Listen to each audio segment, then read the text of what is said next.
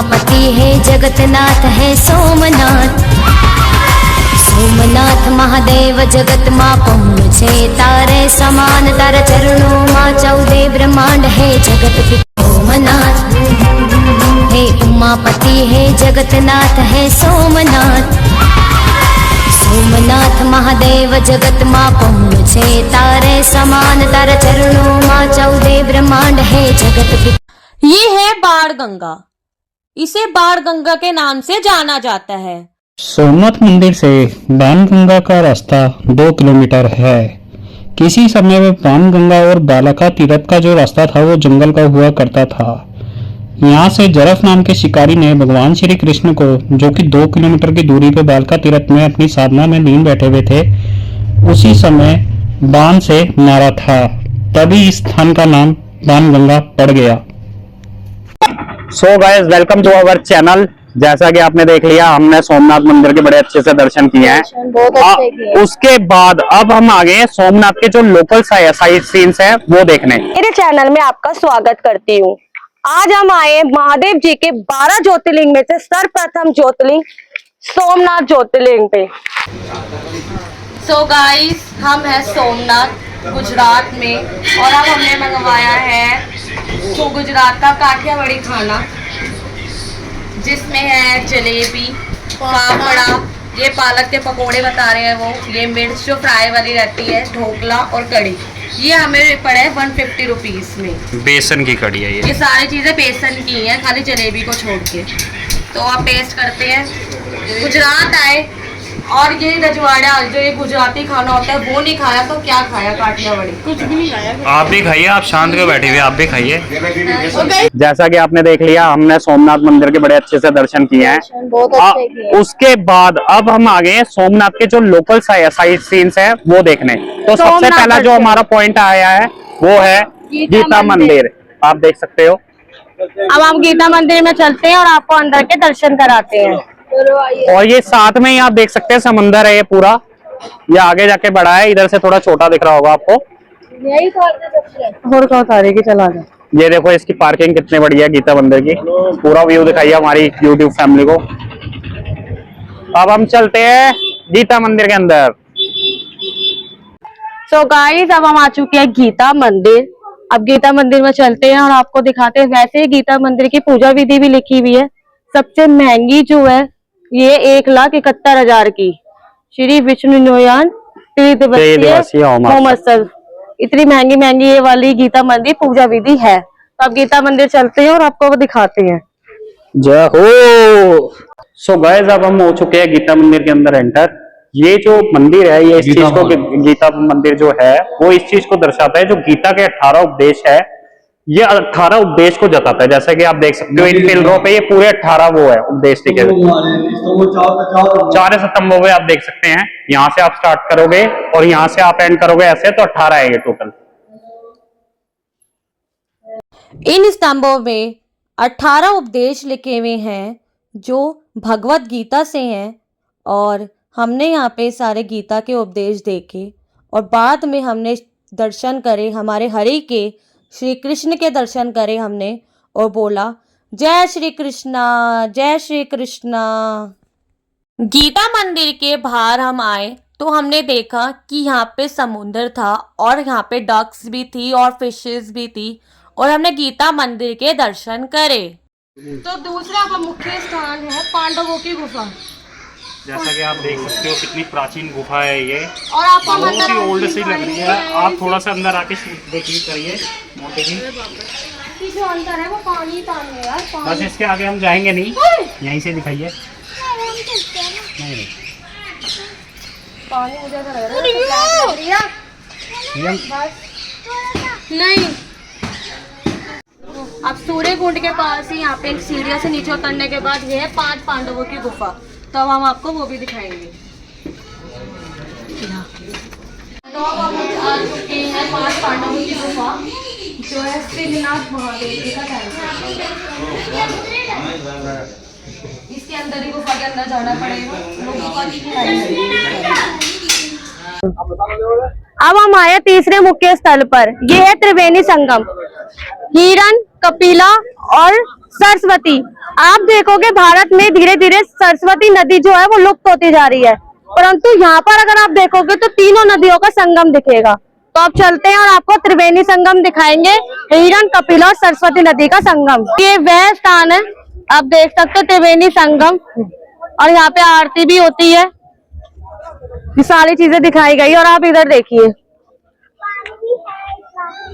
यहाँ जाकर मैंने अपने ऊपर त्रिवेणी संगम का जल छिड़का और यहाँ पे आप देख सकते हो बर्ड से यहाँ पर जो है त्रिवेणी संगम बोट में बैठ के दिखाया जाता है, जिसका पर पर्सन चार्जेस रहने वाला है 100 रुपीज। तो हाँ, आप बोट देख सकते हो, एक एक करके सबको बोट में बिठाया जा रहा है और इसके प्राइस रहने वाले 100 रुपीज पर पर्सन, जो त्रिवेणी संगम में दिखाते हैं कपिला, हिरण और सरस्वती का संगम।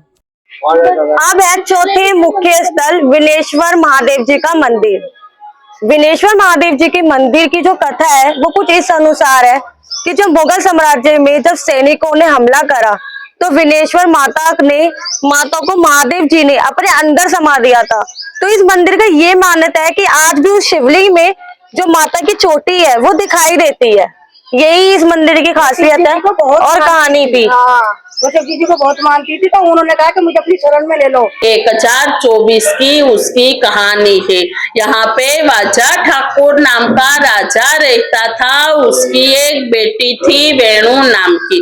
ये रोज सवेरे इधर पूजा करने के लिए आती थी और 1024 में मोहम्मद गजनवी आए सोमनाथ लूटने के लिए।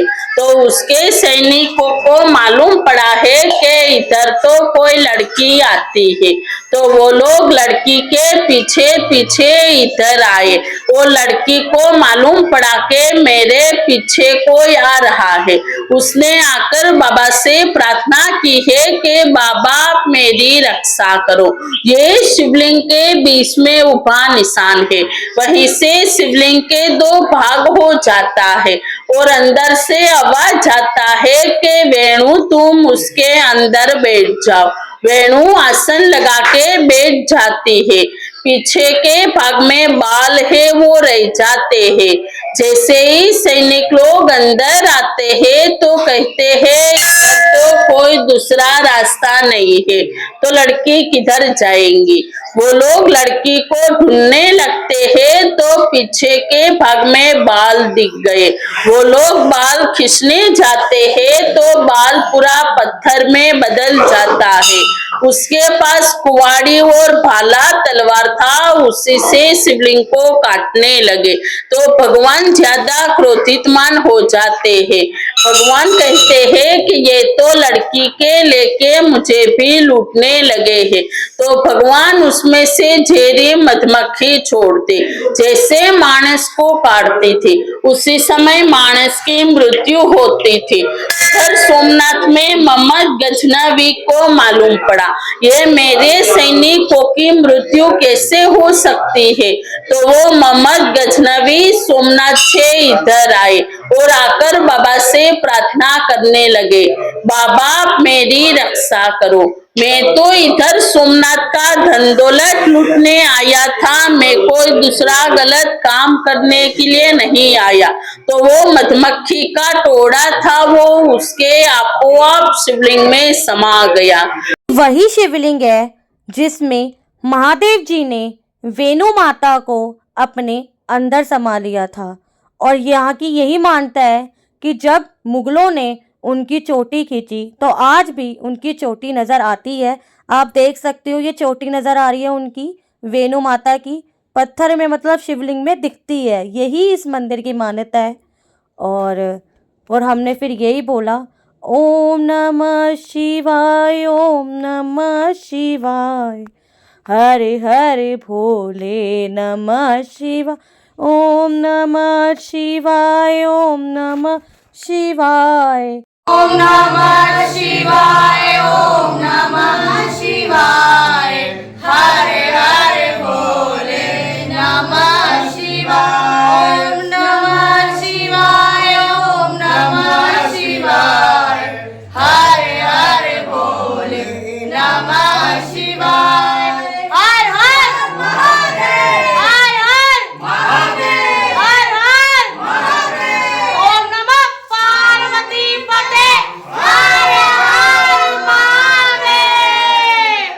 5वां मुख्य स्थल बालका तीरथ। बालका तीरथ का जो डिस्टेंस है सोमनाथ से वो है 3 किलोमीटर का।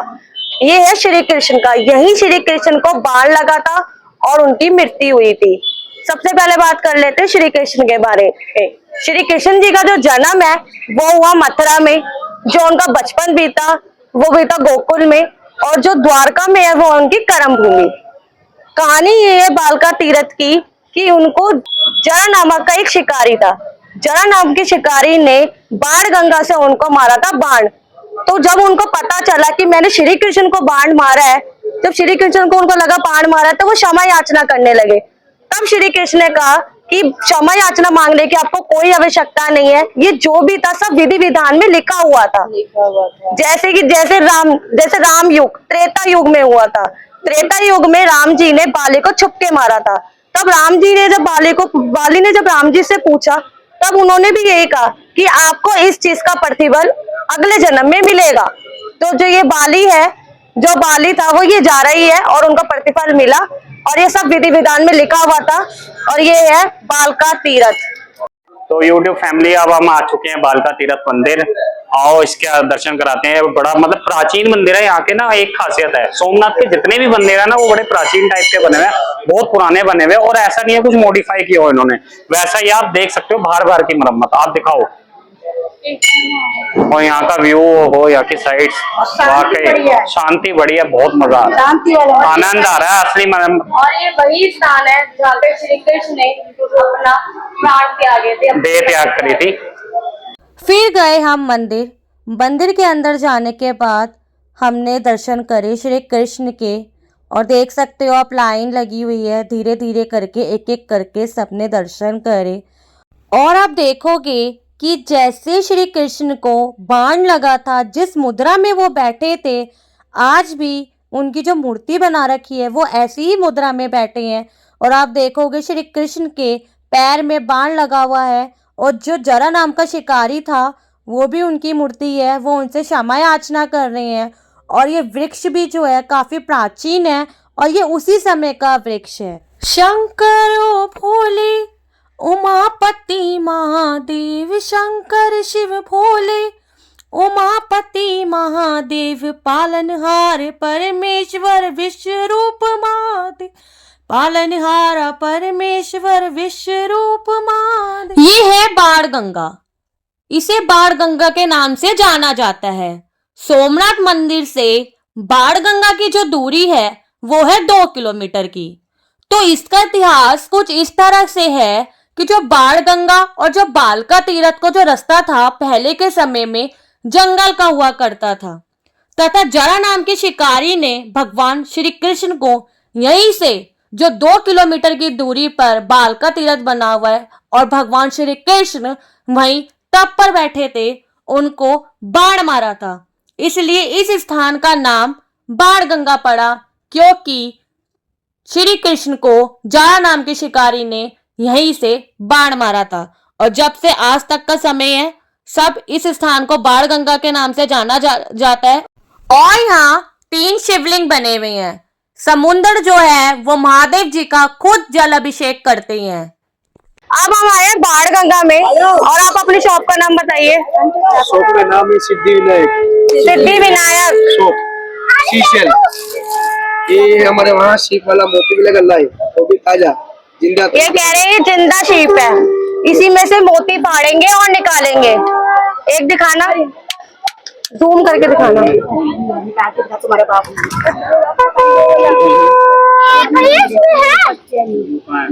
ये देख हर्षी, मोती निकल रहा है। तो गाइस ये देख सकते हो, ये रियल शीप के में से मोती निकाल के उन्होंने दिए हैं। दिखाना कीड़ा, दिखाना। मिल गया ना, वही छुड़ाया था। कीड़ा देखो। अच्छा, अब आप एक मुझे बात बताओ, अब आप मुझे ये बताओ कि इसके प्राइस क्या है। ये आएगी आपको 1250 के गुलाई। एक माला, एक एक माला का प्राइस है 1250 रुपीज। क्यों? क्योंकि ये शेल जो है ये जिंदा शैल है और मतलब जिंदा शैल में से निकाल के मोती निकाल रहे हैं। कैसा लगेगा? तो अगर आप आते हो यहाँ पे बाण गंगा सोमनाथ में तो आप इनकी शॉप पे आ सकते हो। गाइस अब हम आ गए हैं सोमनाथ के बीच पे। जो हमारे आप पीछे बीच देख रहे हो वो इंडियन ओशन बीच है। और देखो देखो देखो देखो देखो कैसे ही वेव्स आ रही है। ये वेव्स आती हुई। तो गाइस आप देख सकते हो नोनू को देखो एंजॉय करते हुए। नोनू के चाचू, नोनू के मामू, नोनू की मम्मा।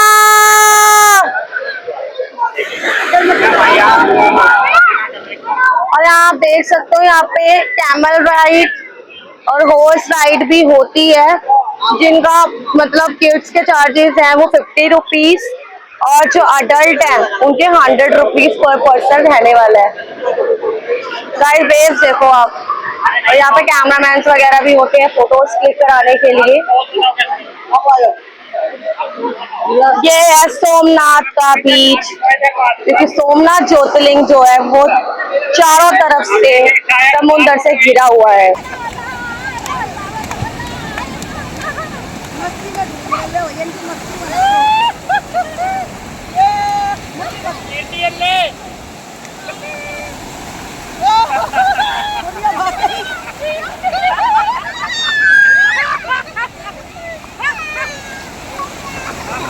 Right.